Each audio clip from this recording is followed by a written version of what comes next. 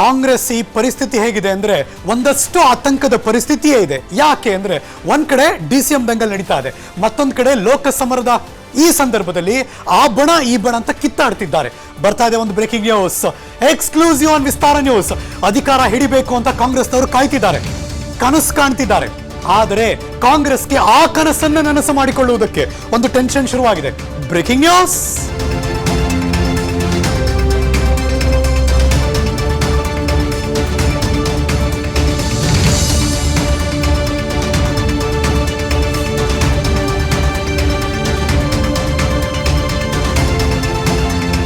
ಕಾಂಗ್ರೆಸ್ ಅಧಿಕಾರ ಹಿಡಿಬೇಕು ಅನ್ಕೊಂಡಿರೋರಿಗೆ ಒಂದಷ್ಟು ಪ್ರಾಬ್ಲಮ್, ಸಂಕಷ್ಟಗಳು ಶುರುವಾಗಿದೆ.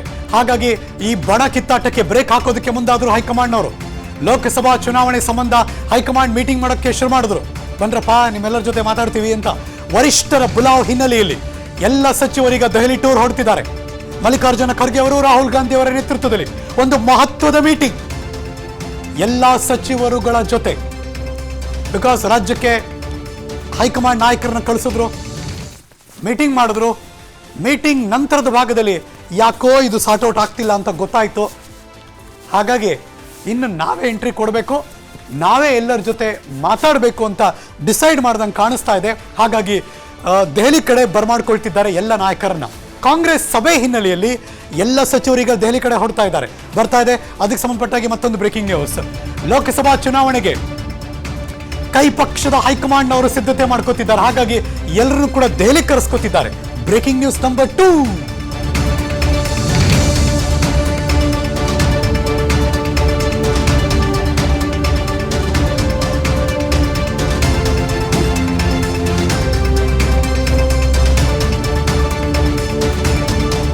ಅಲ್ಲೊಬ್ರು ಇಲ್ಲೊಬ್ರು ಮಾತಾಡೋದು, ಅಂತೆ ಕಂತೆ ಅಂತ ಇವ್ರು ಹೇಳೋದು, ದೊಡ್ಡ ಮಟ್ಟದಲ್ಲಿ ಪಕ್ಷಕ್ಕೆ ಡ್ಯಾಮೇಜ್ ಆಗ್ಬಿಡುತ್ತೆ. ಬಣಗಳು ಸೃಷ್ಟಿ ಆಗ್ತಾ ಇದೆ, ಕಂದರ ಹೆಚ್ಚಾಗ್ತಾ ಇದೆ. ಈಗ ಇದನ್ನ ಜಾಯಿನ್ ಮಾಡಬೇಕು. ತಕ್ಷಣ ಹೈಕಮಾಂಡ್ ಅವರು ಎಚ್ಚೆತ್ಕೊಂಡ್ರು, ಎಲ್ಲರನ್ನು ಕರೆದಿದ್ದಾರೆ. ಈಗ ಬನ್ನಿ ಡೆಲ್ಲಿಗೆ, ಇಲ್ಲಿ ಕೂತು ಮಾತನಾಡುವ ಅಂತ ಹೈಕಮಾಂಡ್ ಸಿದ್ಧತೆ ಮಾಡ್ಕೋತಿದ್ದಾರೆ. ದೆಹಲಿಯಲ್ಲಿ ಇವತ್ತು ರಾಜ್ಯದ ಕೈ ನಾಯಕರ ಜೊತೆ ಮೀಟಿಂಗ್, 28 ಸಚಿವರ ಜೊತೆ ಸಭೆ ನಡೆಸ್ತಿದ್ದಾರೆ. ಸೊ ಹಾಗಾಗಿ ಇವತ್ತು ರಾಜ್ಯದಲ್ಲಿ ಯಾವೊಬ್ಬ ಸಚಿವರು ಸಿಗುವುದಿಲ್ಲ. ಹೈಕಮಾಂಡ್ ಮೀಟಿಂಗ್ ಕರೆದಿದ್ದಾರೆ. ಹಾಗಾಗಿ ಎಲ್ಲ ಸಚಿವರು ದೆಹಲಿ ಕಡೆ ಹೊರಟರು. ಎಡಭಾಗದಲ್ಲಿ ತೋರಿಸ್ತಾ ಇದ್ದೀನಿ ನೋಡಿ, ಎಲ್ಲ ಒಬ್ಬೊಬ್ಬರಾಗಿ ಹೊರಡ್ತಾ ಇದ್ದಾರೆ. ಲೋಕಸಭಾ ಕ್ಷೇತ್ರದ ಸಂಯೋಜಕರಾಗಿದ್ದಾರೆ ಸಚಿವರು. ಸಭೆಯಲ್ಲಿ ಭಾಗಿಯಾಗುವುದಕ್ಕೆ ಹೊರಟರು ಸಚಿವರು. ಜಮೀರ್ ಅಹಮದ್ ಖಾನ್, ರಾಜಣ್ಣ ಅವರು, ತಿಮ್ಮಾಪುರ್ ಅವರು ಪ್ರಯಾಣ ಬೆಳೆಸಿದ್ದಾರೆ ನೆನ್ನೆನೆ. ಇವತ್ತು ಮಿಕ್ಕೆಲ್ಲ ಸಚಿವರು ಕೂಡ ಹೋಗ್ತಾ ಇದ್ದಾರೆ.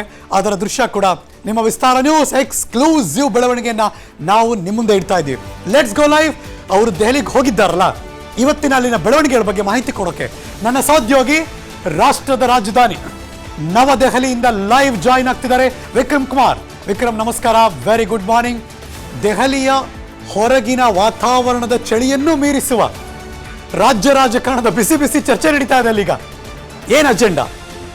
ಹೈಕಮಾಂಡ್ ಮುಂದೆ ಇರುವಂತಹ ಟಾಸ್ಕ್ ಏನೀಗ? Yes very good morning Harish.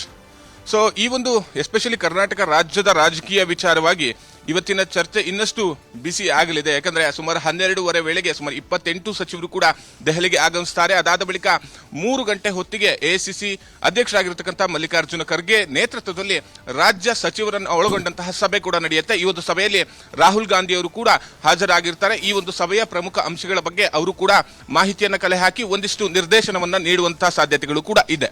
So ಪ್ರಮುಖವಾದಂತಹ ಅಜೆಂಡಾ ಅಂತಂದ್ರೆ ಮೇನ್ ಆಗಿ ಲೋಕಸಭಾ ಚುನಾವಣೆ, ಹಾಗೇನೆ ಲೋಕಸಭಾ ಚುನಾವಣೆಯನ್ನ ಗೆಲ್ಲುವಂಥದ್ದು. 28 ಕ್ಷೇತ್ರಗಳ ಪೈಕಿಲಿ 20 ಸೀಟನ್ನ ಗೆಲ್ಲೇಬೇಕು ಅಂತ ಈಗಾಗಲೇ ಕಾಂಗ್ರೆಸ್ ಒಂದು ರೀತಿಯಲ್ಲಿ ನಿರ್ಧಾರವನ್ನ ಮಾಡಿರ್ತಕ್ಕಂಥದ್ದು. ಇದಕ್ಕೆ ಬೇಕಾದಂತಹ ಸಿದ್ಧತೆಗಳನ್ನ, ತಯಾರಿಗಳನ್ನ ಈಗಾಗಲೇ ಮಾಡ್ತಾ ಇದೆ. ರಾಜ್ಯ ಉಸ್ತುವಾರಿಯಾಗಿರ್ತಕ್ಕಂಥ ರಣದೀಪ್ ಸಿಂಗ್ ಸುರ್ಜೇವಾಲಾ ಅವರು ಈಗಾಗಲೇ ಕರ್ನಾಟಕದಲ್ಲಿ ಒಂದಿಷ್ಟು ಮ್ಯಾರಥಾನ್ ಮೀಟಿಂಗ್ ಗಳನ್ನ ನಡೆಸಿದ್ದಾರೆ. ಲೋಕಸಭೆ ತಯಾರಿ ಹೇಗಿರಬೇಕು ಅನ್ನೋದ್ರ ಬಗ್ಗೆ ಈಗಾಗಲೇ ಒಂದಿಷ್ಟು ಚರ್ಚೆ ಕೂಡ ಆಗಿರ್ತಕ್ಕಂಥದ್ದು. ಸೊ ಇಲ್ಲಿ ಎಲ್ಲೋ ಒಂದ್ ಕಡೆ ರಾಜ್ಯದಲ್ಲಿ ಈ ಒಂದು 3 DCM ಹುದ್ದೆ ಸೃಷ್ಟಿ ವಿಚಾರಕ್ಕೆ ಸಂಬಂಧಪಟ್ಟಂತೆ ಒಂದಿಷ್ಟು ಅಡೆತಡೆಗಳು ಉಂಟಾಗಿರ್ತಕ್ಕಂಥ ಆಗಿರ್ತಕ್ಕಂಥದ್ದು. ಆ ಒಂದು ವಿಚಾರಕ್ಕೆ ಸಂಬಂಧಪಟ್ಟವಾಗಿ ಲೋಕಸಭಾ ಚುನಾವಣಾ ವಿಚಾರ ಹೆಚ್ಚಿನ ಚರ್ಚೆಗೆ ಟೈಮ್ ಸಿಗದೆ ಇರೋ ಕಾರಣಕ್ಕಾಗಿ ಇದು ಎಲ್ಲೋ ಒಂದ್ ಕಡೆ ಹೈಕಮಾಂಡ್ ಅಂಗಳ ತಲುಪಲೇಬೇಕು ಅನ್ನೋ ಕಾರಣಕ್ಕೋಸ್ಕರ ಹೈಕಮಾಂಡ್ ಖುದ್ದು ಎಂಟ್ರಿ ಕೊಡ್ತಾ ಇರ್ತಕ್ಕಂಥದ್ದು. 28 ಸಚಿವರನ್ನ ಏನು ಪ್ರತಿಯೊಂದು ಜಿಲ್ಲೆಗೆ ಸಂಯೋಜಕರಾಗಿ ಏನ್ ನೇಮಕ ಮಾಡಿತ್ತು ಆ ಎಲ್ಲರನ್ನೂ ಕೂಡ ಇವತ್ತು ದೆಹಲಿಗೆ ಕರೆಸ್ಕೊಳ್ತಾ ಇರ್ತಕ್ಕಂಥದ್ದು. ಇಲ್ಲಿ ಪ್ರಮುಖವಾಗಿ ಮಧ್ಯಾಹ್ನ 3 ಗಂಟೆ ವೇಳೆಗೆ ಈ ಒಂದು ಸಭೆಯಲ್ಲಿ ಲೋಕಸಭಾ ಚುನಾವಣೆಗೆ ಯಾವ ರೀತಿಯಲ್ಲಿ ತಂತ್ರವನ್ನ ಹಿಡಿಬೇಕು ಅನ್ನೋದ್ರ ಬಗ್ಗೆ ಕೂಡ ಚರ್ಚೆ ಆಗುತ್ತೆ. ಇನ್ನುಳಿದಂತೆ ಈ ಹಿಂದಿನಿಂದ ಕೂಡ ಒಂದು ಮಾತಿರ್ತಕ್ಕಂಥದ್ದು, ಕೆಲವೊಂದು ಸಚಿವರನ್ನು ಕೂಡ ಈ ಬಾರಿ ಕಣಕ್ಕಿಳಿಸಬೇಕು ಅಂತೇಳಿ ಈಗಾಗಲೇ ಆ ಒಂದು ವಿಚಾರವಾಗಿಯೂ ಕೂಡ ಈಗಾಗಲೇ ಸಾಕಷ್ಟು ಬಾರಿ ಚರ್ಚೆಯನ್ನು ಕೂಡ ರಾಜ್ಯ ನಾಯಕರೊಂದಿಗೆ ಮಾಡಲಾಗಿದೆ. ಸೊ ಈ ನಿಟ್ಟಿನಲ್ಲಿ ಇವತ್ತು ಕೂಡ ಈ ಒಂದು ಸಭೆಯಲ್ಲಿ ಸಚಿವರನ್ನ ಕಣಕ್ಕಿಳಿಸಿದ್ರೆ ಯಾವ ರೀತಿಯಲ್ಲಿ ಈ ಒಂದು ಪಕ್ಷಕ್ಕೆ ಲಾಭ ಆಗುತ್ತೆ. ಇನ್ನುಳಿದಂತೆ ಕಾಂಗ್ರೆಸ್ನಲ್ಲಿ ಮೊದಲಿಂದಲೂ ಕೂಡ ಪಕ್ಷದ ಈ ಒಂದು ಅಭ್ಯರ್ಥಿಗಳ ಆಯ್ಕೆ ಎಲ್ಲೋ ಒಂದ್ ಕಡೆ ಕಗ್ಗಂಟಾಗಿ ಉಳಿದಿತ್ತು. ಸೊ ಈ ನಿಟ್ಟಿನಲ್ಲಿ ಯಾವ ರೀತಿಯಲ್ಲಿ ಯಾವ ಮಾನದಂಡವನ್ನ ಅನುಸರಿಸಿ ಒಂದು ಅಭ್ಯರ್ಥಿಗಳನ್ನ ಆಯ್ಕೆ ಮಾಡಬೇಕು, ಲೋಕಸಭಾ ಚುನಾವಣೆಯ ಸಿದ್ಧತೆ ಹೇಗಿರಬೇಕು ಅನ್ನೋದ್ರ ಬಗ್ಗೆ ಪ್ರಮುಖ ಅಜೆಂಡಾ ಈ ಒಂದು ಸಭೆಯದ್ದಾಗಿರತಕ್ಕಂಥದ್ದು. Harish, thank you so much Vikram Kumar, ಈ ಕ್ಷಣದ ಮಾಹಿತಿಯನ್ನು ಅಪ್ಡೇಟ್ ಮಾಡಿದ್ದಕ್ಕೆ. ಅನುಕ್ಷಣದ ಸುದ್ದಿಗಳಿಗಾಗಿ Vistara news YouTube channel subscribe ಮಾಡಿ. ಹೊಸ ಸುದ್ದಿಗಳ ನೋಟಿಫಿಕೇಶನ್ಗಾಗಿ ಬೆಲ್ ಐಕಾನ್ ಕ್ಲಿಕ್ ಮಾಡಿ. ಲೇಟೆಸ್ಟ್ ಅಪ್ಡೇಟ್ಸ್ಗಾಗಿ www.vistaranews.com ವೆಬ್ಸೈಟ್ಗೆ ವಿಸಿಟ್ ಮಾಡಿ. ಅಂಗೈಯಲ್ಲೇ ಜಗತ್ತಿನ ಸುದ್ದಿ ತಿಳಿಯಲು Vistara news Kannada app download ಮಾಡಿ.